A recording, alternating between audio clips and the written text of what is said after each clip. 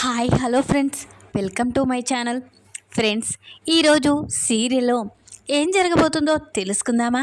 ఇక స్టోరీలోకి వెళ్ళినట్లయితే చక్రధర్ అయితే తన తప్పు తెలుసుకొని ఇక మీనాక్షి కాళ్ళపై పడి, నన్ను క్షమించు మీనాక్షి, ఇన్ని రోజులు నేను తప్పు చేశాను, ఇక నుంచి ఏ తప్పు చేయను, మీ గురించి దాచిపెట్టి మిమ్మల్ని అవమానించేలా చేశాను, ఇక నుంచి మీరు అవమానపడకూడదని ఈ నిజాన్ని బయట పెట్టాను అని తన తప్పైతే అందరి ముందు తెలియజేసుకొని ఇక అందరికైతే మీనాక్షి తన భార్య, భరత్, అవనీలు తన పిల్లలన్న నిజాన్నైతే చెప్తాడు. ఇక పల్లవి మాత్రం చాలా కోపంతో రగిలిపోతూ ఉంటుంది.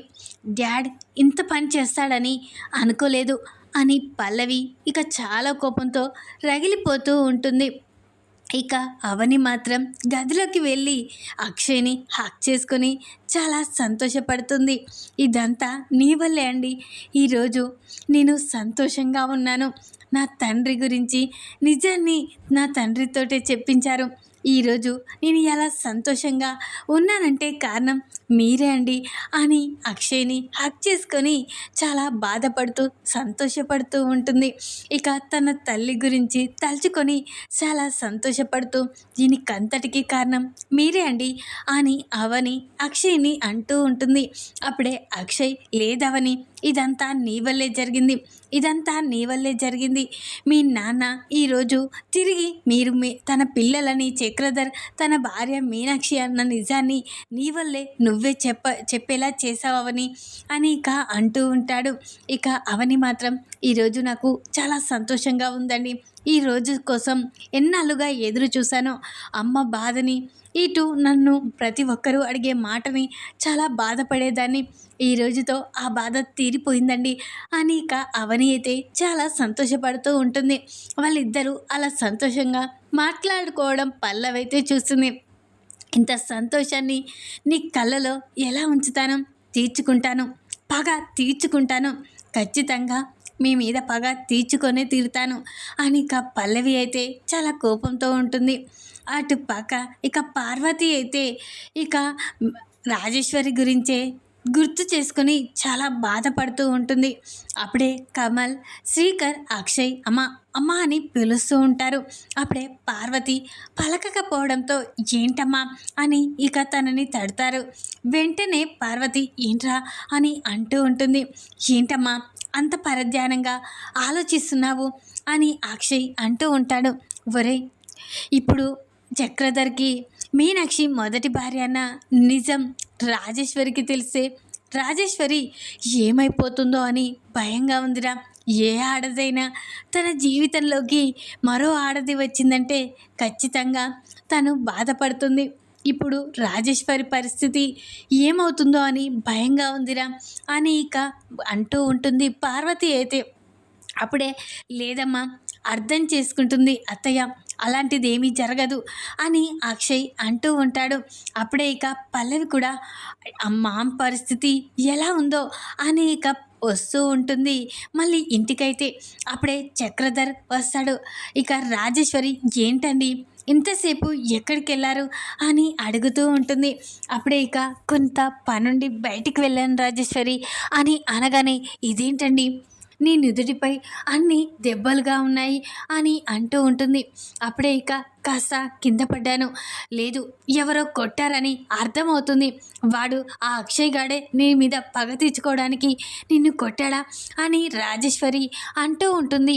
అప్పుడే చక్రధర్ లేదు అని ఇక అంటూ ఉంటాడు. ఖచ్చితంగా వాడే నిన్ను కొట్టాడని నాకు అర్థమైందండి, ఇప్పుడే వాని గురించి తేల్చేస్తాను, వాడు ప్రతిసారి నీ విషయంలో జోక్యం చేసుకుంటున్నాడు అని రాజేశ్వరి అంటూ ఉంటుంది. అప్పుడే చక్రధర్, లేదు రాజేశ్వరి, అయినా నీకొక నిజం చెప్పాలి రాజేశ్వరి, నేను చెప్పాను కదా ఏ నిజం చెప్పినా నువ్వు తట్టుకొని గట్టిగా ఉంటావని, ఇక నేను ఏ నిజం చెప్పినా నువ్వు నన్ను అపార్థం చేసుకోవద్దు అని చక్రధర్ అయితే అంటూ ఉంటాడు.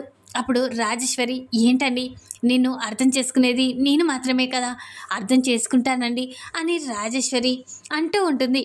అప్పుడే ఇక చక్రధర్ అయితే, రాజేశ్వరి నాకు మొదటగా పెళ్ళయింది, నీకు నాకు పెళ్ళి జరగకముందే నాకు మొదటి భార్య ఉంది అని చెప్పగానే రాజేశ్వరి షాక్ అయిపోతుంది. ఏంటండి, ఏం మాట్లాడుతున్నారు మీరు అని అంటూ ఉంటుంది. అప్పుడే చక్రధర్, అవును రాజేశ్వరి, నాకు మొదటగా పెళ్ళయింది. నా భార్య ఎవరో కాదు, మీనాక్షి. ఇక అవని, భరత్లు నా పిల్లలు అని చెప్పగానే రాజేశ్వరి షాక్ అయిపోతుంది. ఒక్కసారే, ఏంటండి, ఏం మాట్లాడుతున్నారు, మీకు పెళ్లి జరగడం ఏంటి అని రాజేశ్వరి కళ్ళు తిరిగి కుప్పగూలిపోతుంది. అప్పుడే ఇక పల్లవి అక్కడికి వస్తుంది.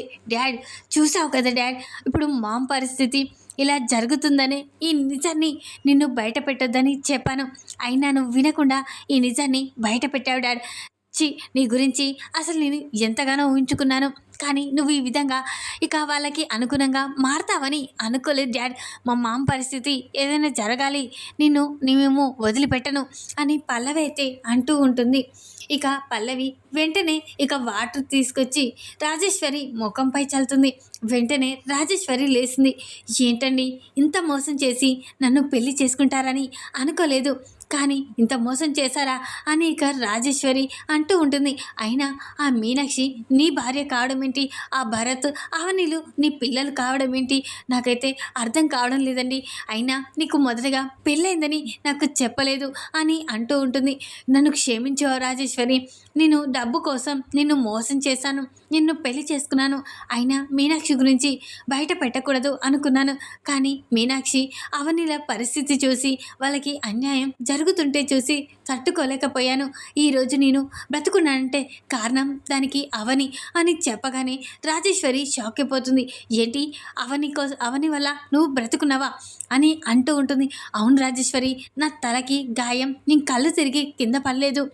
ఇక నాకు యాక్సిడెంట్ అవుతూ ఉండగా అవని వచ్చి నన్ను కాపాడింది. అవని కాపాడకపోతే నేననేవాడిని ఉండేవాడిని కాదు. నిజంగా చెప్పాలంటే అవని ఒక దేవత. ఇన్ని రోజులు అవనిని నేను చాలా బాధ పెట్టాను. ఇక అవనిని నువ్వు కూడా అపార్థం చేసుకునేలా చేశాను. కానీ అవని గొప్పతనం ఈరోజు తెలుసుకున్నాను.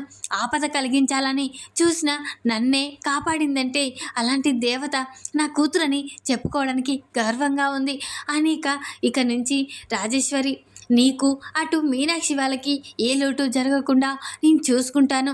ఇక నిన్ను కూడా సంతోషంగా చూసుకుంటాను.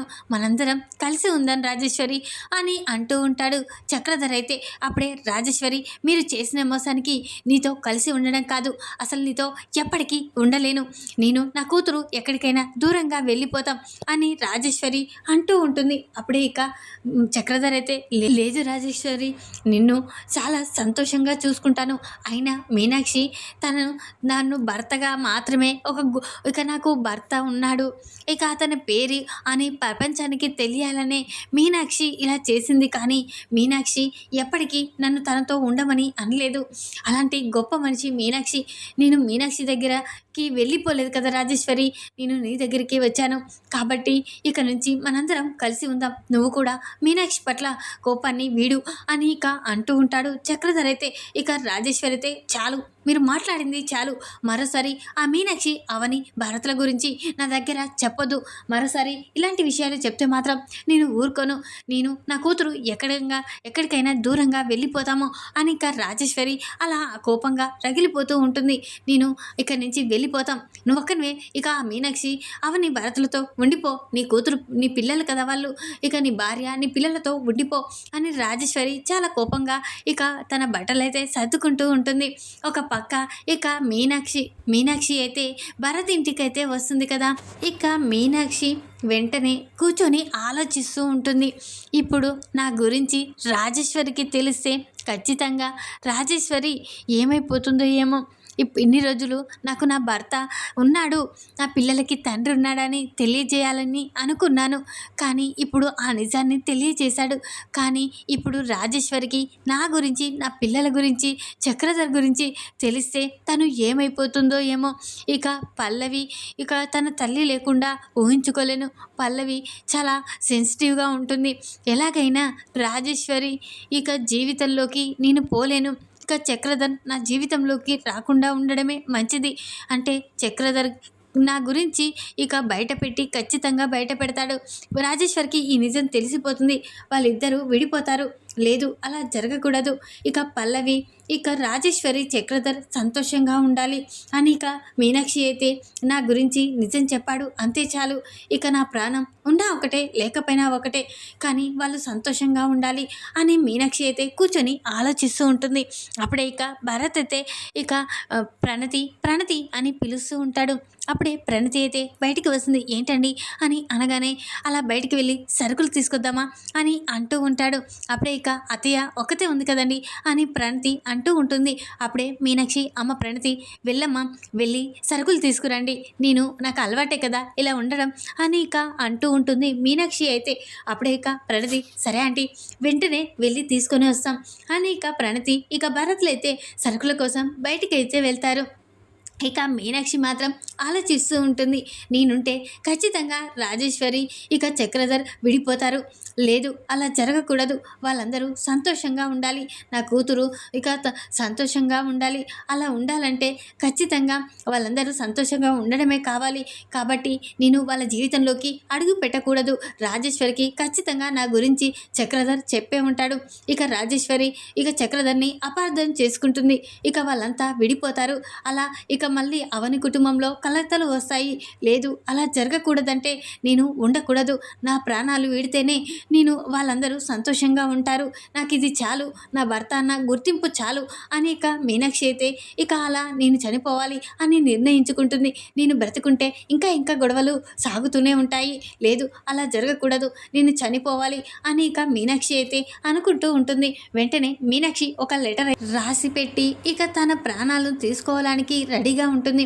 ఇక ఆ లెటర్లో వెంటనే ఇక రాజేశ్వరికి రాస్తున్నట్లుగా ఇక రాజేశ్వరి చక్రధర్ పల్లవి అవని భరత్లు చాలా సంతోషంగా ఉండాలి, నేను మీ జీవితంలో అడుగు పెట్టకూడదు అంటే నా ప్రాణాలు పోవాలి, నేను ఉంటే అందరూ చాలా బాధపడతారు, ఇంకా రాజేశ్వరి చక్రధర్లు విడిపోతారు, అలా జరగకూడదు, అందరూ సంతోషంగా ఉంటే నా ప్రాణాలు తీసుకోవడానికి కూడా నేను వెనకాడను, అందుకే ఈరోజు నేను చనిపోతున్నాను అని ఇక వెంటనే మీనాక్షి లెటర్ రాసి ఇక తన ప్రాణాలైతే ఇక పాయసం తాగేసి అక్కడ కుప్పగూలిపోతుంది.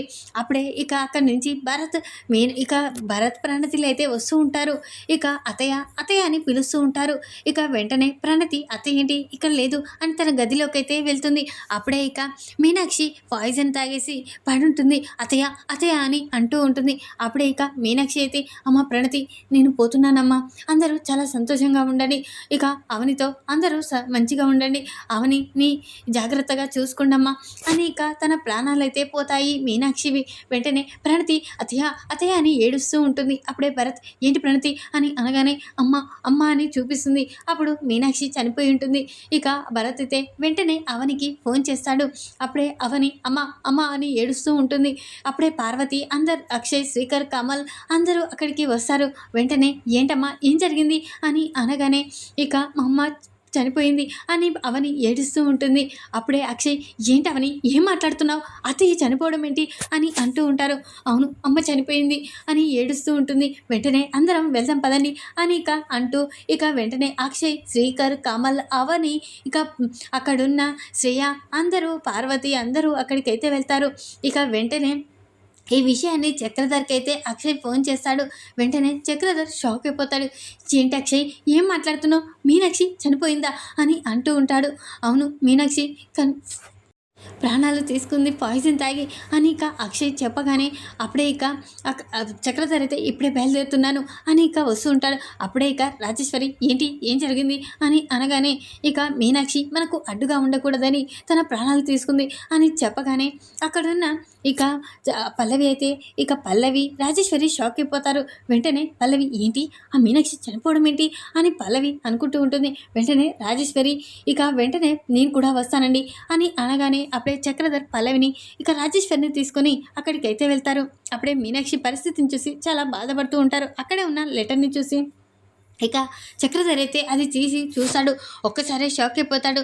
ఇక ఏమండి మీరు రాజేశ్వరి ఇక పిల్లలు అందరూ చాలా సంతోషంగా ఉండని, మీకు రాజేశ్వరికి మధ్యలో నేను ఉండకూడదని నిర్ణయించుకున్నాను, అందుకే మీ అందరినీ వదిలి వెళ్ళిపోతున్నాను. నా కూతురు అవని, భరత్‌ని చాలా సంతోషంగా, మంచిగా చూసుకోండి. నీ పిల్లలు అని గుర్తుంచుకోండి ఎప్పటికీ. ఇక రాజేశ్వరిని ఎప్పటికీ వీడొద్దు. రాజేశ్వరి మీరు సంతోషంగా ఉంటేనే నేను కూడా ఈ లోకాన సంతోషంగా ఉంటాను. ఇక మీ ఇద్దరి మధ్య నేను ఉండకూడదని ఇలా నిర్ణయించుకున్నానండి అని ఇక అలా లెటర్ రాసి పెడుతుంది కదా. ఇక మీనాక్షి అది చూసి వెంటనే చక్రధర్ కన్నీళ్లు పెట్టుకుంటాడు. అప్పుడే అక్కడున్న ఆ లెటర్‌ని ఇక రాజేశ్వరి తీసుకొని చూస్తుంది. రాజేశ్వరి ఒక్కసారే షాక్ అయిపోతుంది. అంటే నేను చక్రధర్ కలిసి ఉండడానికి ఈరోజు మీనాక్షి అక్క ఈ విధంగా చేసుకుందా అని ఇక రాజేశ్వరి కూడా కన్నీరు తెచ్చుకుంటుంది. నన్ను క్షమించక్క, నిజంగానే నిన్ను అపార్థం చేసుకున్నాను. ఇక ఆయనని అపార్థం చేసుకున్నాను అని ఇక అంటూ రాజేశ్వరి ఏడుస్తూ ఉంటుంది.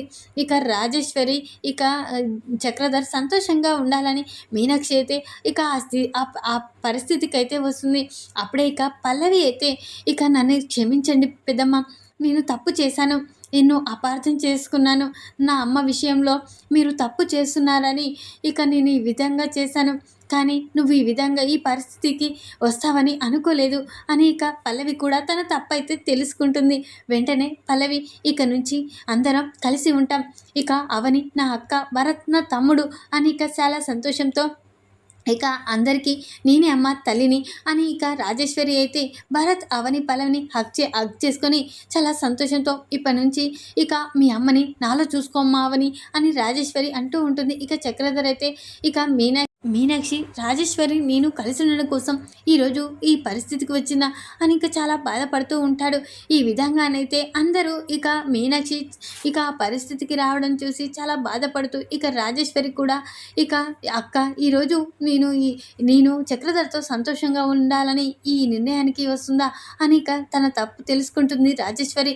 ఇక అవని, భరత్, పల్లవి ముగ్గురు నా పిల్లలని అందరినీ చాలా సంతోషంగా చూసుకుంటుంది. ఈ విధంగానైతే ఇక జరగబోతుంది. ఈ వీడియో కనుక మీకు నచ్చినట్లయితే లైక్ చేయండి. మరిన్ని వీడియోల కోసం ఛానల్ని సబ్స్క్రైబ్ చేసుకోండి ఫ్రెండ్స్. Thanks for watching.